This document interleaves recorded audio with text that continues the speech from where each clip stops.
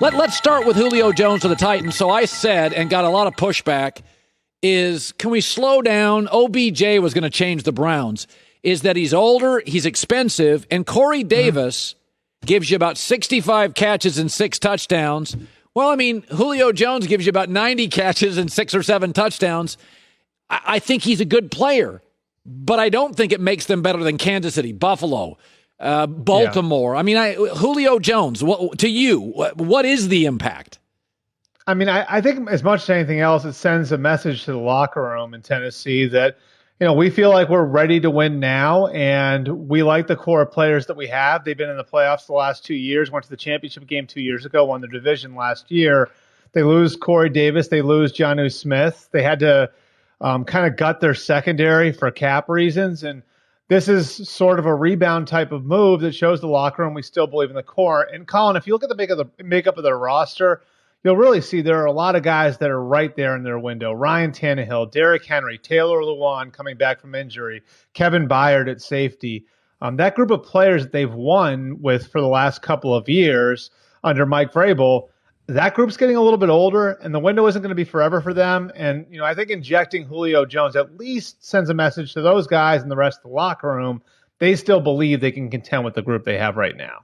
So, Albert, it doesn't matter when a guy like Aaron Rodgers doesn't show up to an OTA. It's brief. You can't fine him. It's not mandatory. But it does now. They can fine him. So, A, do you think Aaron shows up? And B, if he doesn't, will they levy fines on him, in your opinion? Well, it's really interesting because by the rules, this is the last time they can sort of give that sort of forgiveness. So what the Packers do and how they handle the next 3 days could paint how this plays out over the next 6 weeks.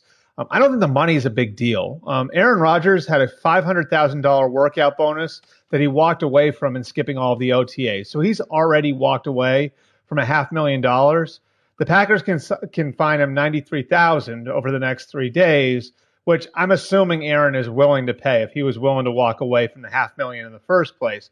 So really, to me, this is about the climate in the room and what the relationship's going to be like over the next 6 weeks between the Packers and their quarterback. Because once you get to training camp, Colin, under the new CBA, the rules are that fines are mandatory, $50,000 per day, and they cannot be forgiven after they're levied. And so, really at this point, I don't think it's so much about the $93,000 as it is about where the relationship's going to be and how the tenor of the talks is going to be between the team and the player over the next 6 weeks. And that's why I'd be surprised if the Packers didn't excuse the absence, which is what they can do right now with Aaron Rodgers. If they do decide to fine him, I mean, I don't know how Aaron Rodgers could look at that any other way, but that's a declaration of war. Yeah, it really is. It's interesting. Leaks happen for a reason. People want them leaked. And the Green Bay front office has had 4 or 5 leaks. My guess is they're trying to put pressure on Aaron. Aaron also makes sure that you saw his cool celebrity friends in Hawaii. That got out. So I feel like Aaron won't show up for this. This is just all hunch, instinct. I have no knowledge. Is that it would look like he folded his hand too early. And I do think Aaron is trying to make an impression here. I'm in it for the long run. Like, I'm over this. Yeah. So my guess is today he's not showing. What would you say today on that?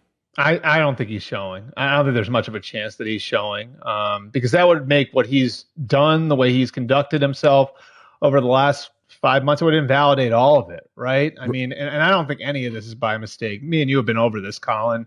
Nothing Aaron Rodgers does is by accident. He's a really smart dude.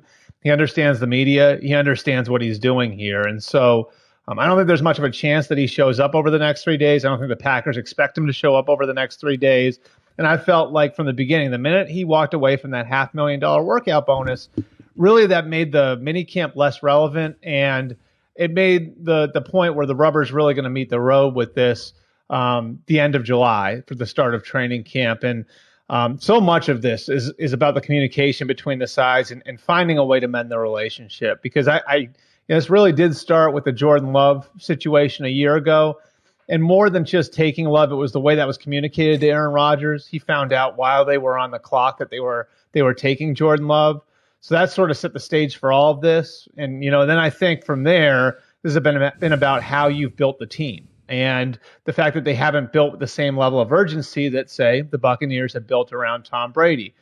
Free agency's gone, the draft's gone, so you can't really prove to him that you're going to be building a different way. You got to ask him, like, hey, listen, trust us. We'll build a different way in 2022. So really the only way that they can fix things over the next 6 weeks is improving communication. And I don't think the communication is in a place right now where he's going to show up for minicamp. All right, Mac Jones, couple of different reports from reporters I trust. Arm doesn't look lively. Got to fill out the body. Jarrett Stidham outplayed him at times. Listen, my thing was they didn't have to give up picks to move up. So I never thought Mac Jones was a third pick, especially if you surrender other picks. If he falls to you and need a quarterback, I don't have a problem with that. So this is not to rip the Patriots, but just your impressions, what you saw with Mac Jones, what you saw, what you heard.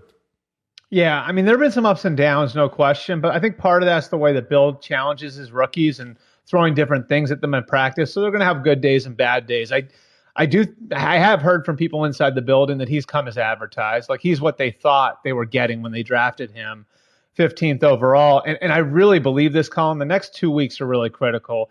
Cam banged up his finger. I think that's going to create some opportunity in practice for Mac Jones over the next 2 weeks. If he's going to have any shot at winning the starting job, he's got to get first team reps in camp.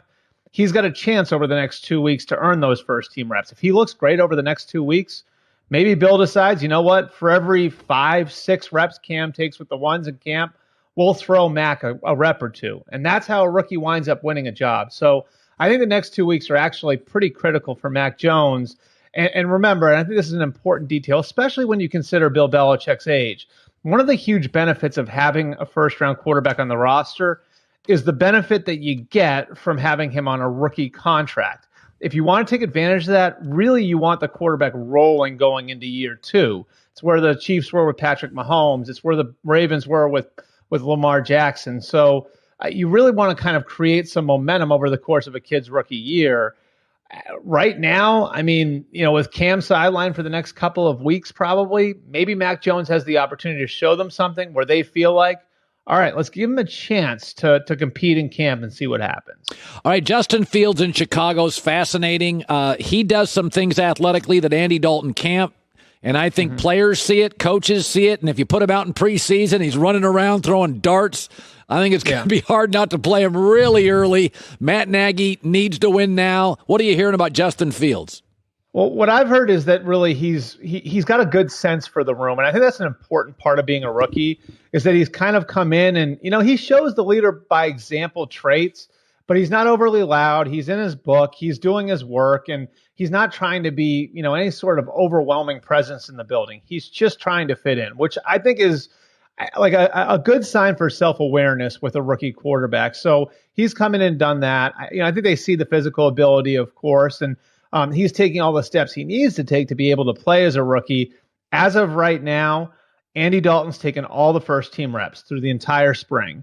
The plan for right now is for Andy Dalton to take all the reps with the ones in camp and Justin Fields to work with the twos. However, the Bears' plan is to put Justin Fields on the field a lot in preseason games. And so to me, I think it's going to be a matter of looking good with the second team in practice and then showing them a little something when it comes to those preseason games, when you get snaps in live game action. Maybe he can make some headway towards winning the starting job there, because really, as you know, Colin, a big part of this for any rookie quarterback is convincing your teammates that you're going to give them the best chance to win. Yeah. And I think that's where Justin Fields is going to be able to do it. Yeah, can't wait for that. Really excited to watch him play. Played a lot of college games. He's ready to play. Good stuff. Appreciate it, Albert. Thanks, Colin. You bet. Hi, everybody. Thanks for watching. Subscribe here to get the latest from the show. Also, be sure to check out more of the best clips from The Herd or go watch a few segments from other shows on FS1.